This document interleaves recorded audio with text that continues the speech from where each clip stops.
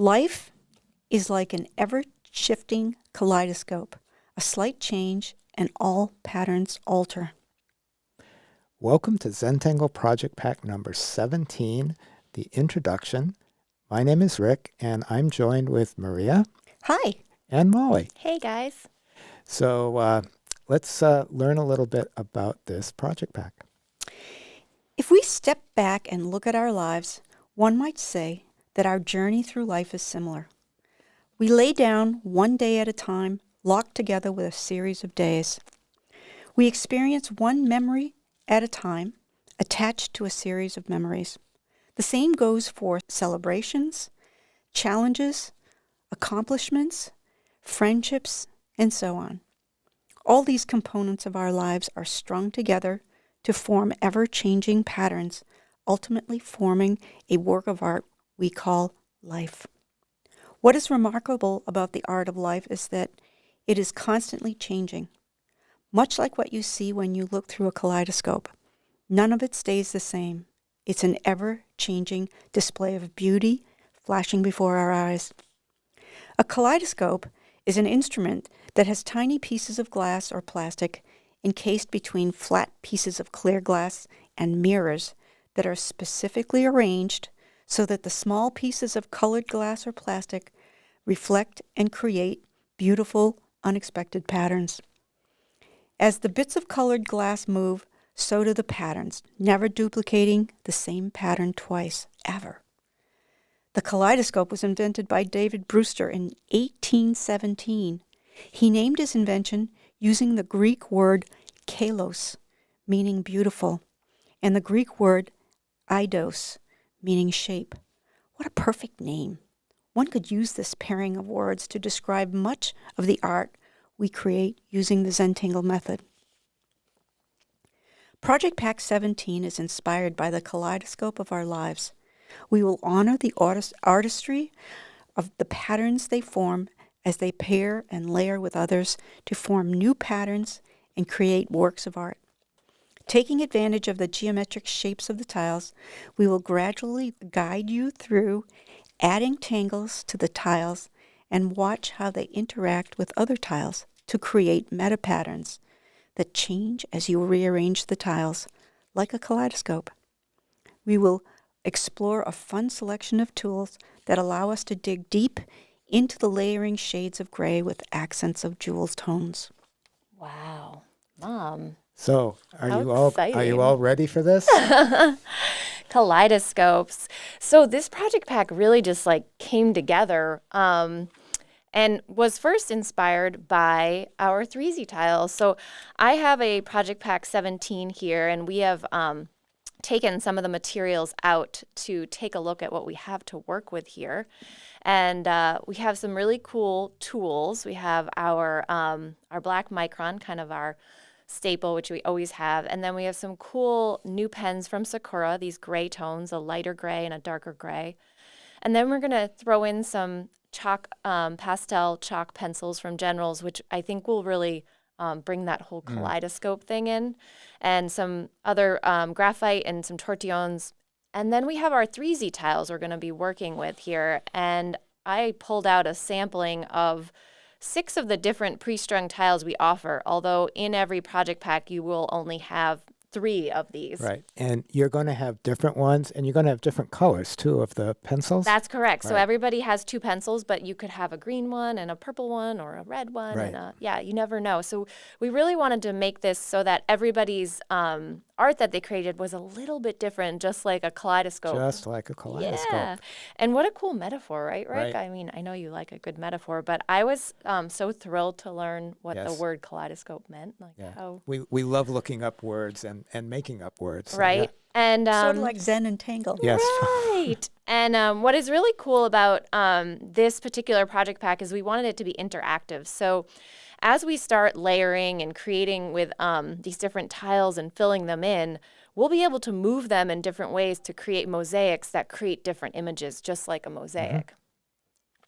So that's really cool. We actually grabbed a couple of kaleidoscopes that we had here in the house just for fun, just to play around with how kaleidoscoping images work. And I feel like once we dig into this and start creating, you guys are going to be thrilled to see, Right. And this is a real invitation to do things that are different from us, because just like in a kaleidoscope, you can never arrange it to create the same image, like, oh, look at this, and then it moves and you can never get it back. So we expect that you're going to be adding to this beautiful kaleidoscope in ways and with materials that we're not even using. So we're excited. And I think another thing I want to just say right now is that we're going to be approaching this project pack a little bit different than some of the previous ones, where we're going to be sort of chipping away at one sort of this kaleidoscope project. So one day we'll be doing a little bit on a couple of tiles. The next day we'll be doing a little bit on some other tiles, and then we'll come back and revisit some of the tiles we've already tangled. So this project pack is sequential. So you're really going to want to start with day one and then follow with the days that come after it. You can't really skip around. And we also have at the end of this video some information. Just, a lot of times people aren't able to get the project pack, and we want to create a way that you can all play along with us. So just stay tuned for the alternate in case you did not get the project pack. I think that's pretty good. I think we're ready to have Maria show us how to do that. Okay, so stay tuned for what's next. So for all of you who weren't able to get a project pack, we still want you to be able to experience this whole process with it. And Maria's going to walk you through an alternate option here. Hi, guys. So when we were doing this project, I'm thinking, oh, it's so exciting. We need to be able to include everybody in this.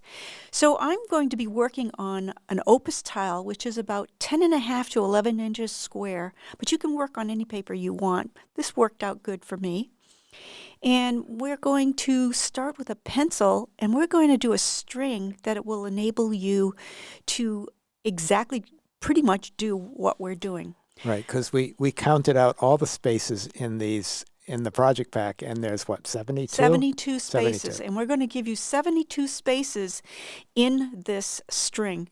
So I start out pretty much in the middle, but a little to the side is okay. And the circle here is about, I think, at about 1 3/4 inches. I think, did I measure it? Yeah, let's see. About 1 3/4 inches. And but, just about, ish. Ish one is of good. our categories of measurement. So we're going to separate the circle into 4. You know how we can do that, right? And it's not a perfect separation. And we're going to do it again and to separate this into 8s. Again, lightly.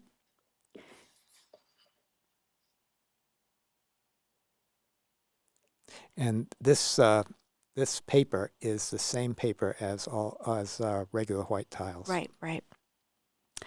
So we're going to draw lightly, but soon we're going to draw a little bit heavier. So we're going to do some triangles with these markings here. Pretty easy, like an equilateral triangle. Just sort of each one pointing as if it was pointing away from the center there. Right. Almost like a sun, right? Yeah, like sun rays. Sun rays. Or flower petals, sunflower petals. Right. So we'll end up with 8 triangles here. And in this process, you're also going to be learning a new tangle. So this is a tangle called Dreamcatcher. Dreamcatcher by one of our CZTs named Daniel. And he was one of our younger CZTs, right? And it's such an elegant tangle. It's beautiful. I love it. We're going to be drawing another set of lines that extend with that same curve. You wouldn't think that that's a curve, but there's a curve coming off the sides of those initial triangles. So if you kind of go with that. And They're all sort of the same size, but if you've ever made a dream catcher, it starts from the outside and comes in, but with the Zentangle dream catcher, it starts from the inside and goes out. Right. So now, look, I'm going to get rid of those lines in the middle. You can see that you can either do that with a tortillon Or your finger or your tortillon. finger. What it is, why I'm doing that is because I'm wanting you to save that initial sun shape, and we're not going to tangle in that. That's not going to be part of the 72 spaces. I'm going to save that for you guys to add your own personal situation here, Right. your own tangle that you love so much, or maybe an illuminated letter, or whatever you would like to put in there to make it just yours. But look at how wonderful it is that you can just pull that, and it wasn't that much graphite on that side, and just bringing Right. it all in, and all of those other lines. There's no eraser in Zentangle, but you can sure move the graphite around. One of the reasons for this is because those initial triangles were too small to tangle Right. in, and they wouldn't have been. It wouldn't have been a good thing for you to do. And that circle in the middle, I thought, was like a sacred space, and Right. each person gets to do their own thing here. So now we're going to continue with these rays. Maybe a little rounding. A little rounding here just to give it some character. I like to add character to things as we're going along. We're going to extend these again. And you can see how they're starting to curve and have this beautiful, wonderful shape unexpectedly. Right, so she's just following. It's sort of like extending the natural curve out, like these beautiful, like lotus petals. Right. How pretty is that? Now we're going to separate those in half and make two triangles out of those. On this last round, but the first round were small Yeah, enough. the first round, just leave those. They're sort of a odd square shape. Mm-hmm. So again, we're going to do another round of these beautiful petal shapes. They're going to get bigger each time and separate it in half. How pretty is it already? Right. Loving these strokes. So it's very fractal in the sense that it just keeps growing and growing, and they're getting larger, but the shape is the same.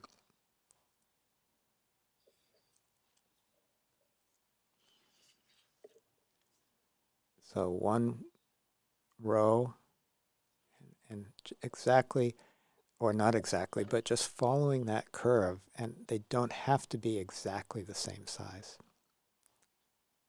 In fact, I find that they're much more pleasing when they're not exactly the same size. Well, it's sort of like any petal on a flower. They're similar, but none are identical to the others. Okay, so that round is done. And we're going to do one more round and of continuing that shape and then separating them in half.